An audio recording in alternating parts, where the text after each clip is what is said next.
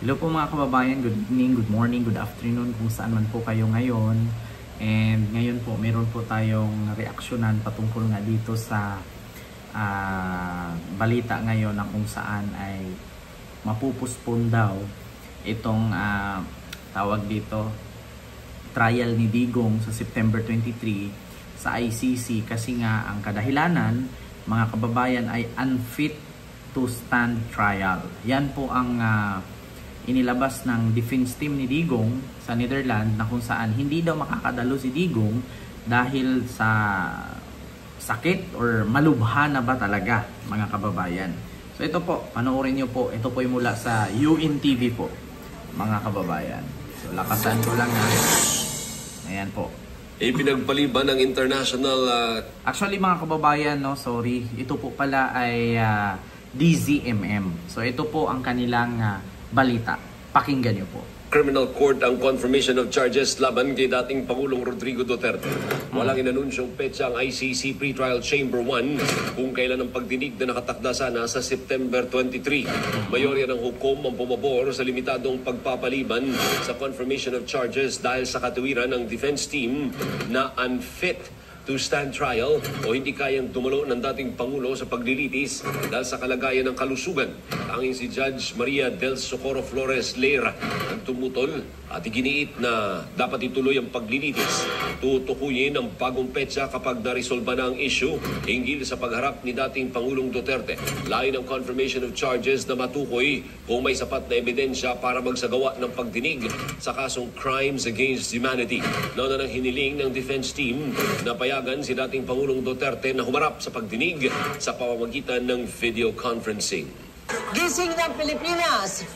So yun po mga kababayan, yun po ang binalita ngayon na unfit daw to stand or hindi daw makaharap si Digong sa kanyang hearing sa September 23 sa ICC dahil ang kadahilanan ay may sakit. Nako po mga kababayan. So para sa akin mga kababayan, wag po kayong maniwala dyan. Kung naalala nyo po, ang sabi ni Digong dati, yung mga DDS makinig kayo sa akin kasi pupunta daw dito ang ICC at aristuhin daw ako, pero bago nila ako maaresto makipagpatayan muna ako. Putang ina, di ba? Tapos ngayon mga kababayan, malaman-laman mo hindi makadalo kasi may sakit. Sinong pinapaniwala ni Digong? Mga kababayan, sino ang kanyang inuuto? Tanong ko lang, sinong inuuto niya? Alam niyo sa totoo lang mga kababayan, dahil-dahilan yan Kasi hindi naman kasi nila pwedeng sabihin niya na hospital arrest, katulad sa ginawa ni Gloria Arroyo na nung kinasuhan at ikukulong, ang ginawa niya is hospital arrest, may mga wheelchair, tapos may bracket sa liig. Wala, normal na yan na gawain ng mga politician dito sa Pilipinas. Ang kanilang, instead ng kanilang sasakyan ay mga Rolls Royce, Mercedes Benz, nagiging wheelchair kapag may kaso.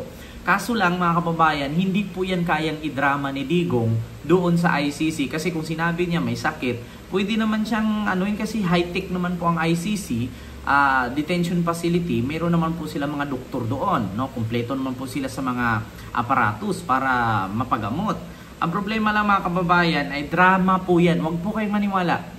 Alam nyo sa totoo lang, wala nang dapat ipaniwala dyan kay Digong. Kay kriminal po yan. Sinungaling po yan. Demonyo po yan. Huwag po kayong maniwala dyan. At eto na mga kababayan. Bukod nga dyan mga kababayan, kakapasok lang, na ang sabi nga ng lawyer na mga biktima ni Digong na sa AJK na si Cristina Conte, ang sabi niya, hindi pa nagsimula ang hearing, nagsimula na ang drama. Ito mga kababayan, pakinggan niyo po may ads lang. Pakinggan niyo po ang reaksyon ni Attorney Conte. Hindi pa daw nagsimula ang trial, nagdrama na, nagsimula ng Yung magdrama. assumption at yung sinasabi nga nila, confirmation of charges kay dating Pangulong Duterte. At makakausap natin via Zoom ang ICC Assistant to Counsel, Secretary General ng National Union of People's Lawyer, NCR. Walang iba kundi ang suki na rito sa DZMM Radio 630, Attorney Maria Cristina Conti. Attorney Conti, good morning ho. Si Danny Buenafe sa programang Kabayan. Magandang umaga, Danny. Thank you very much, ma'am, sa oras na ibinigay ninyo. So, for now, di ba, wala pa naman specific date doon, postponement, pero ang lumilitaw at lumulutang na dahilan, he is not fit. Parang may medical condition na hinaharap at hindi masisiguro itong September 23, attorney? Opo, yan yung parang sinasabi nila na dahilan kung bakit. Sa totoo lang, ang request nila kung bakit dapat indefinite ang postponement ng trial na ito or makancel altogether dahil sa ICC hindi pwedeng mag-try ng abogado na absent. Ganun Kaya ba? kung absent-minded o kaya kung baga absent in spirit, hindi rin dapat magtuloy. Kaya ito yung parang ina-argue nila na hindi kayang sundan ni Duterte ang proceedings at hindi niya meaningfully kayang mag-participate. Siyempre,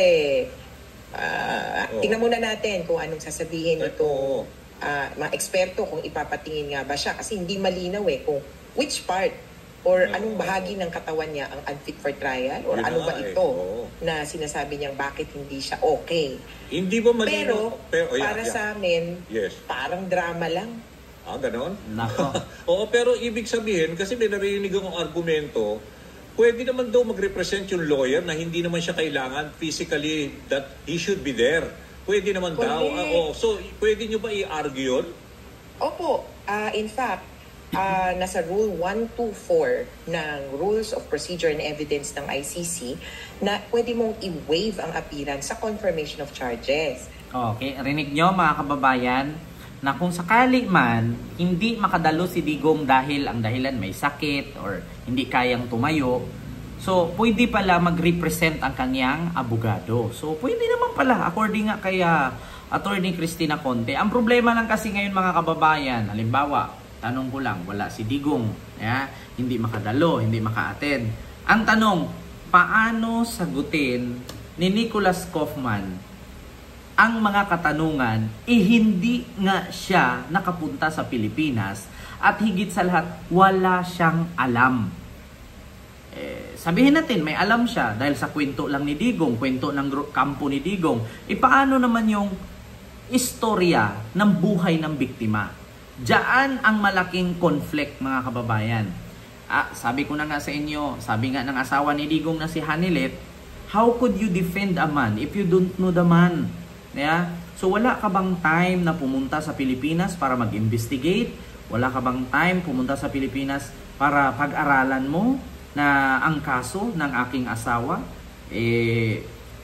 Di ko sure kung nakausap ni Hanilet yan si Kaufman na ganyan kasi ang sabi lang naman niya dun sa interview, gusto daw niyang i-advise si Kaufman at gusto niyang tanungin na hindi ba daw po pwedeng pumunta ng Pilipinas si Kaufman, mag-gather ng information, kumuha ng mga sagot kasi mahirap kasi. Kaya nga sabi niya, how could you defend a man kung hindi mo naman siya kilala? So ngayon mga kababayan, kahit sabihin natin si Digong ay haharap mismo, mahihirapan pa rin mga kababayan kasi bakit? Si Digong, kahit si Digong ang kaharap, hindi po niya kayang ipanalo ang sarili niya kasi sinungaling po yan. Hindi po niya kayang pasinungalingan yung mga inaamin niya sa Kongreso, sa Senado. Katulad na lang po dito mga kababayan, yung mga pag-amin ni Digong. Ito, kahit sabihin mo, totoo ba na pumatay ka? Totoo ba na ikaw yan? Totoo ba na may pinatay kang ganito, pinatay na ganyan? Mismo mga kababayan, ito po, ipapakita po ito mga kababayan na inamin nga niya. So ito mga kababayan, ang DPWH why do you have to wrap it as Matagal na po pumapatay ng tao hanggang ngayon hindi pa sila nakabayal ng kaso? Matagal na po pumapatay ng tao hanggang ngayon hindi pa sila nakabayal ng kaso? Oh, yan pa nga lang mga salitaan mga kababayan.